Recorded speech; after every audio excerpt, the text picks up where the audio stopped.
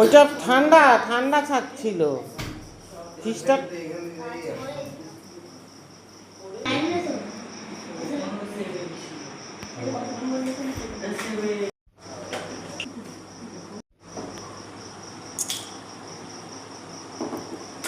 সারানো হলো বন্ধুরা, কিন্তু এই জায়গাটা আমার ঠিক হলো না। এই যে এইটা দিয়ে আমরা যে অল্টারনেট করি এইটা কাজ করছে না। এটাকে আবার কালকে এসে বললো ঠিক করবে।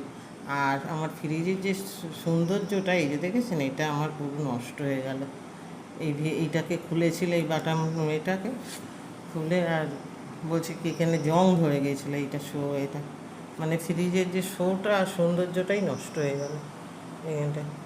এটাকে কাজ হচ্ছে না, যে কমানো বাড়াবো করবো, এই বাটামগুলি একদমই কাজ করছে না। যাই হোক, বললো আজকের দিনটা চলুক, তারপর ওনারা এসে কালকেরে আবার দেখবে।